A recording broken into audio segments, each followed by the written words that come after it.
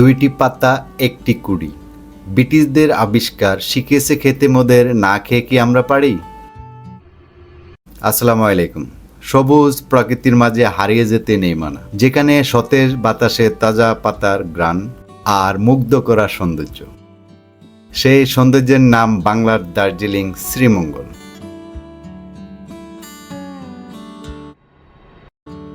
আজকে আপনাদের মাঝে শেয়ার করব সরাসরি বাগানের ভিতর কিভাবে চা পাতা থেকে চা তৈরি করা হয় এবং শিল্পীর তুলিতে আঁকা শ্রীমঙ্গলের অদেখা কিছু সৌন্দর্য, যেখানে টি গার্ডেন এবং পাহাড়গুলো দাঁড়িয়ে আছে সবুজের সমাহার সাজিয়ে, পর্যটকদের বারবার আকর্ষণ করে নিয়ে আসে তার মুগ্ধ করা আলিঙ্গনে।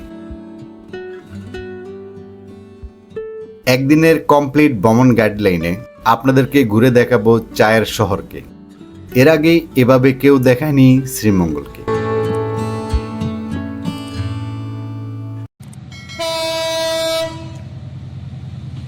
রেলপথ, সড়কপথ এই দুইভাবেই যাতায়াত করা যায় শ্রীমঙ্গলে। আর নিয়মিত কমলাপুর থেকে 4টি ট্রেন ছেড়ে আসে শ্রীমঙ্গল সিলেটের উদ্দেশ্যে।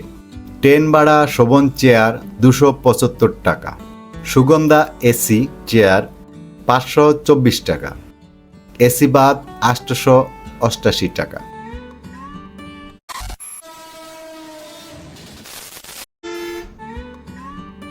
সায়দাবাদ, যাত্রাবাড়ি, গাবতলী থেকে বিভিন্ন কোম্পানির বাস যাতায়াত করে থাকে শ্রীমঙ্গলে। সড়কপথে ঢাকা থেকে শ্রীমঙ্গলের দূরত্ব 180 কিলোমিটার। বাস ভাড়া এসি চেয়ার কোচ 850 টাকা, কম বেশিও হতে পারে।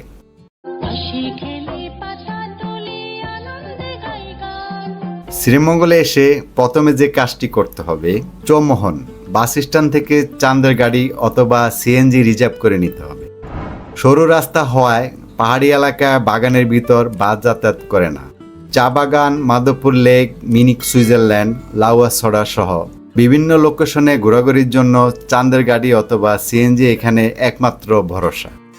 সিএনজি রিজার্ভ সারাদিনের জন্য 1500 টাকা থেকে 2000 টাকা, আর চাঁদের গাড়ি প্রকার ভেদে 3500 টাকা থেকে 4500 টাকা পর্যন্ত।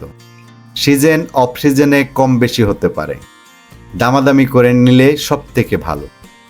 একটি চাঁদের গাড়ি দিয়ে 8 থেকে 10 জন 12 জন যাতায়াত করা যায়। আমার পূর্ব পরিচিত হওয়ার কারণে আমরা প্রথমে যাচ্ছি ব্রিটিশ টি গার্ডেন হয়ে জঙ্গলবাড়ি টি গার্ডেন ও অন্যান্য টি গার্ডেনগুলোতে।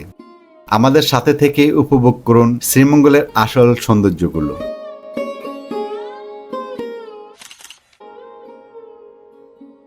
শ্রীমঙ্গলের টি বোর্ডের অরিজিনাল টি স্টল। এখানে কোনো ভেজাল চা বিক্রি করা হয় না। এই পথে যদি যাওয়া হয় তবে বাসাবাড়ি অথবা আত্মীয় স্বজনের জন্য চা পাতা নিয়ে যেতে পারেন নিশ্চিন্তে। এইখানে বিভিন্ন জাতের চা পাতা পাওয়া যায়।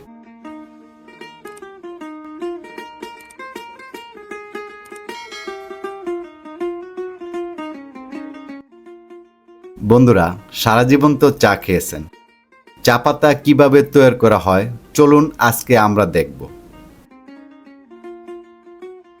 প্রথমেই চা বাগান থেকে শ্রমিকরা গাছের একদম উপরের ভাগের 2টি কচি পাতা ছিঁড়ে একত্রিত করে ফ্যাক্টরি এলাকায় নিয়ে আসেন।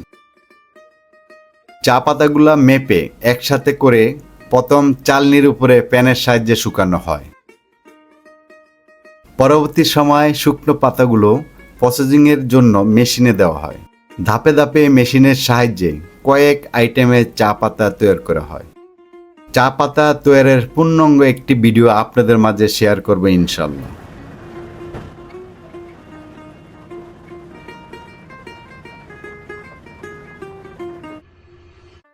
আমরা যে এলাকা দিয়ে যাচ্ছি এই এলাকাতে সর্বসাধারণের প্রবেশ নিষেধ। শুধুমাত্র চা বাগানের শ্রমিক ও লোকাল লোক এই রাস্তা দিয়ে যাতায়াত করতে পারে। এই রাস্তার বাম সাইডে বাংলাদেশ এবং ডান সাইডে ভারতের সীমানা।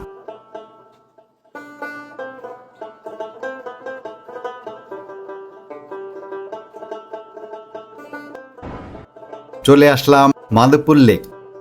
লেকে প্রবেশের আগে এখানে অনেকগুলো চা নাস্তার দোকান পেয়ে যাবেন। আর ওয়াশরুমের প্রয়োজন হলে এই এলাকা থেকে সেরে নিতে পারেন। লেকে প্রবেশের জন্য টিকিট নিতে হবে।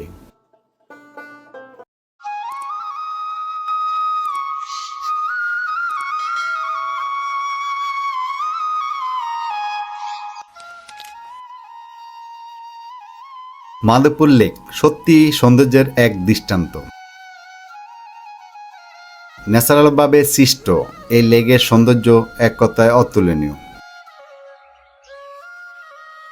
এই লেকের চতুর্পাশে হেঁটে হেঁটে ঘুরে দেখা যায়। প্রিয় বন্ধুরা, সাবধান, লেকের পানিতে নামা নিষেধ। পানিতে নেমে ইতিপূর্বে বেশ কিছু পর্যটক মারা গেছে। আশা করি ঘুরতে এসে বিধিনিষেধ মেনে চলব এবং নিরাপদে বাড়ি ফিরব।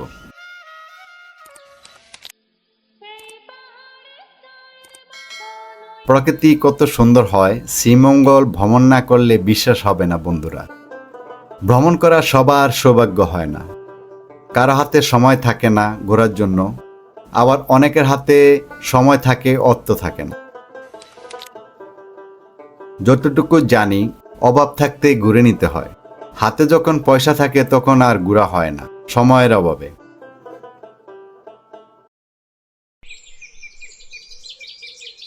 লাউয়াছড়া বন ফরেস্ট শ্রীমঙ্গলের প্রাণ। এই ফরেস্টের ভিতর আগে ফ্রিতে ঘোরা যেত। বর্তমানে টিকিট সিস্টেম করাতে অনেকে ভিতরে যান না। টিকিটের মূল্য অনেক চড়া। অনেক বন্ধুরা রাগ করে বাইরে থেকে ঘুরে চলে আসেন, ভিতরে প্রবেশ করেন না। আমরা ঠিক করেছি ভিতরে যাব না। এই রেললাইন ছাড়া ভিতরে দেখার তেমন কিছু নেই, গাছ ছাড়া। আপনারা চাইলে যেতে পারেন 200 টাকার টিকিট কেটে।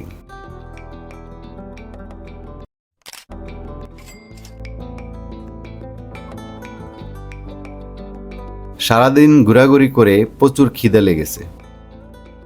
সিলেটের বিখ্যাত রেস্টুরেন্ট এখন শ্রীমঙ্গলে।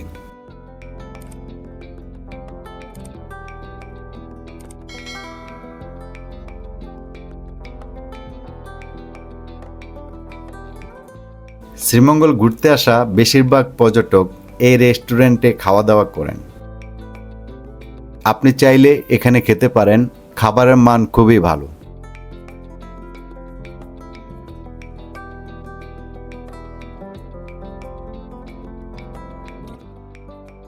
সময়ের স্বল্পতার কারণে শ্রীমঙ্গল ঘোরাঘুরি এই পর্যন্ত। সবাই ভালো থাকবেন, আর ভুল ত্রুটিগুলো ক্ষমা সুন্দর দৃষ্টিতে দেখবেন। আপনাদের কোনো মতামত থাকলে এই ভিডিওর কমেন্ট বক্সে জানাতে ভুলবেন না। নতুন বন্ধুদের দেখার সুযোগ করে দিতে এবং পরবর্তী ভিডিওর নোটিফিকেশন পেতে লাইক, কমেন্ট, শেয়ার দিয়ে পাশে থাকার অনুরোধ রইল। ধন্যবাদ সকলকে ধৈর্য ধরে ভিডিওটি দেখার জন্য। আসসালামু আলাইকুম।